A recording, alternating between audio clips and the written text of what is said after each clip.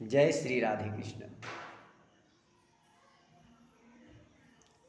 हमारे गुरुजनों का कहना है, विद्वानों का, कि अगर ब्राह्मण के घर की स्त्री या पुत्री है तब भी उसको व्यास पीठ पर बैठ करके कथा का कोई अधिकार नहीं होता। अगर वो स्त्री धर्मोपदेश देती है तो गो हत्या का दोष लगता है, गो हत्या के समान सुनने वाले दोष लगता है। इसलिए स्त्री के मुखारबिन से व्यास गद्दी पर बैठ करके कथा ना सुने। जय श्री राम, जय श्री राधे कृष्ण।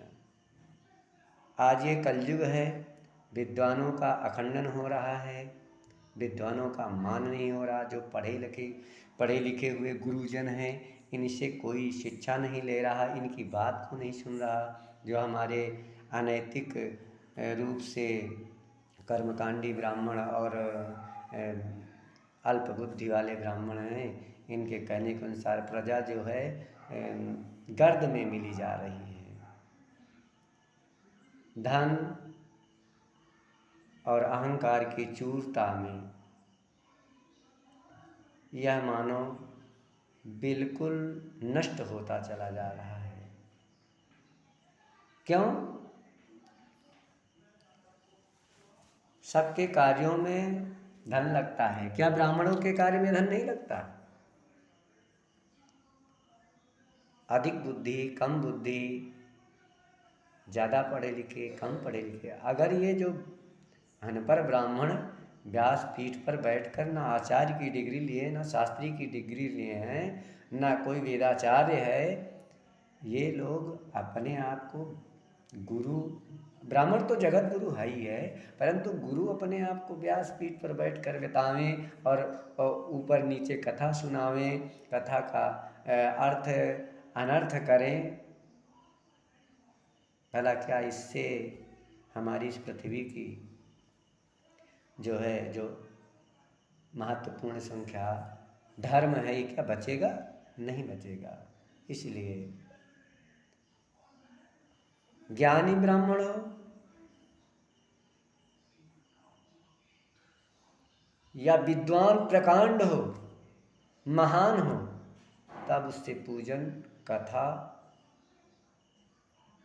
ये सब करवाना चाहिए। और सम्मान के सहित ब्राह्मण की पूजन करना चाहिए। समाज के लिए ब्राह्मण देवता है और ब्राह्मण के लिए समाज में जो जजमान है वो देवता है। ब्राह्मण का जो सम्मान करेगा उससे भगवान नारायण की प्रसन्नता होगी। अगर नारायण की प्रसन्नता होगी तो उस व्यक्ति का भी कल्याण होगा जो ब्राह्मण का सम्मान करेगा, दान उपदेश सुनेगा। क्योंकि कहते हैं श्री हमारे गोस्वामी तुलसीदास जी महाराज कहते हैं, इसमें लिखा हुआ है श्री रामचरितमानस काव्य में, कि जो काहू कर मरई न मारा, विप्रदोह पावक समझारा। जो अहंकार में मग्न हो कि धर्मात्मा पुरुष ब्राह्मण से या किसी ब्राह्मण से बैर करे, अपने आप वो खाक हो जाएगा। जैसे काष्ठ की ढेर में अग्नि लगे चाहे ना लगे, धीरे धीरे वो काष्ठ एक दिन अपने आप भस्म होकर के घुन सड़ के नष्ट हो जाती है। ये मृत्यु लोक है, जन्मा है तो मृत्यु होगा, मिला है तो जाएगा, ये सत्य है। जो पुरुष ब्राह्मण होते हुए गुरु नहीं किए, सबसे पहले तो उनको गुरु करना चाहिए, क्योंकि बिना गुरु के ज्ञान नहीं मिलती। टार्च ना लीजिए और अंधेरे जंगल में आप जाइए, देखते हैं आप चले जाते हैं, किसी से रास्ता मत पूछिए, जहाँ आप रास्ता नहीं जानते वहाँ पर चले जाइए, देखते हैं हम आप जा सकते हैं। इसलिए हमारे कहने का तात्पर्य है सर्वप्रथम गुरु करिए, जिससे आपकी जो सोई हुई आत्मा है जगे तो। आंखें खुली हैं पर आत्मा सो रही है, आपकी इंद्रियां सो रही हैं। तीन लोक नवखंड में गुरते बड़ा न कोई, अकर्ता करे न कर सके गुरु करे सो होय। गुरु ब्रह्मा गुरुर्विष्णु गुरुर्देवो महेश्वरा, गुरु साक्षात् परं ब्रह्म तस्मै श्री गुरुवे नमः। गुरु साक्षात् परं ब्रह्म तस्मै श्री गुरुवे नमः। मैं उन सत्पुरुष जगत गुरु महागुरु श्री नारायण गुरु, उन परमात्मा परम आत्मा गुरु कल्याणकारी गुरु जो सर्वत्र सभी के हृदय में विराजमान हैं, उनके विषय की बात कर रहा हूँ। जो जगत का गुरु है, संसार जिसके आश्रय में जीवन यापन करता है, मैं उस गुरु की बात कर रहा हूँ, उस परमात्मा की बात। गुरु शब्द ही नारायण है। भगवान ने एक बार अपने शिष्य से कहा,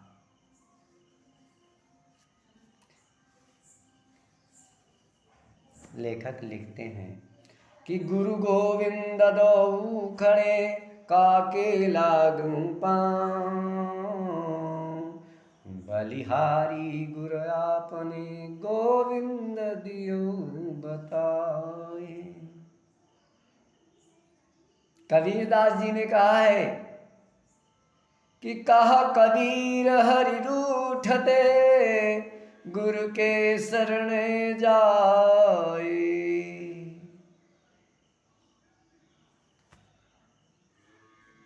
अगर हरि रूठ जाए तो गुरु के शरण में जाओ। और फिर कहते हैं कबीरदास जी कि कह कबीर गुरु रूठते हरि नहीं होत सहाय। इसलिए गुरु अति आवश्यक है। हमारे जो संस्कृत के पढ़ाने वाले गुरु हैं श्री चंद्रमोहन त्रिपाठी जी हैं, वो हमारे परम गुरु हैं, जिन्होंने मुझे ज्ञान का दीपक जलाया, मेरे अंतःकरण के ज्ञान का दीपक जलाया। मैं उन्हीं गुरुदेव के आश्रय ले करके उन्हीं के वाणी से अपने स्वर्ण के द्वारा अंतःकरण में इस शब्द को, इस संस्कृत शब्द को धारण किया और मनन किया, चिंतन किया। और आज परमात्मा की कृपा से छोटा सा एक ब्राह्मण पंडित कर्मकांड करवाता हूँ और प्रभु नारायण के श्री चरणों में लीन रहता हूँ, उन्हीं का भजन करता हूँ। आज भगवान की ऐसी कृपा है कि भगवान हनुमान जी की ऐसी कृपा है कि संसार के अच्छे और सभी प्रकार के लोग मेरे पास आते हैं और गुरु कहते हैं, बहुत अच्छा लगता है। लेकिन हमें ये दुख है कि लोग निंदा करते हैं। मेरे प्रभु श्री हनुमान जी ने कहा है भगवान राजा रामचंद्र के दरबार में कि अगर कोई बहुत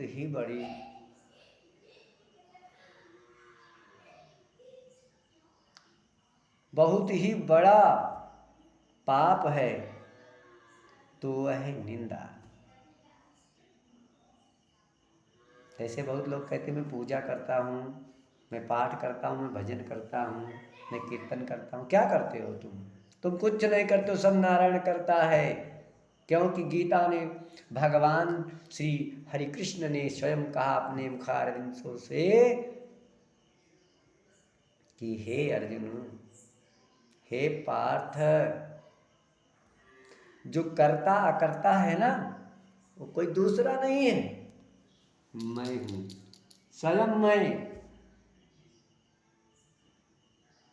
इसलिए अपने आप को शून्य समझकर नारायण को सर्वोपरि मान करके आप सभी लोग मानसिक चिंतन करिए। दिखावा से कोई मतलब नहीं है।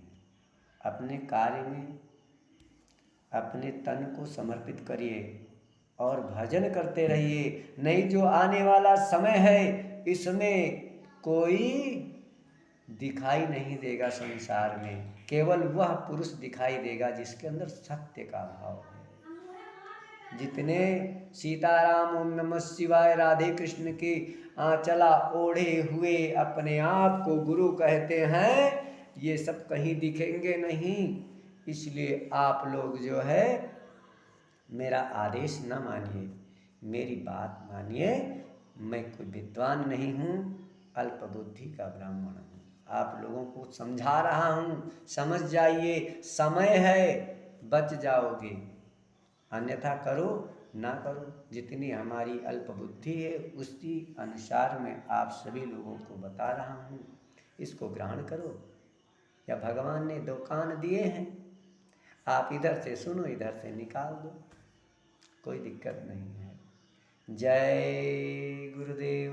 गुरुदेव नाम किसका? परमात्मा का। इसलिए आप उस परमात्मा का भजन करिए जिससे आपका कल्याण हो। जय श्री राम, जय श्री राधे कृष्ण, राधे कृष्ण, राधे कृष्ण, राधे कृष्ण। जय श्री राम।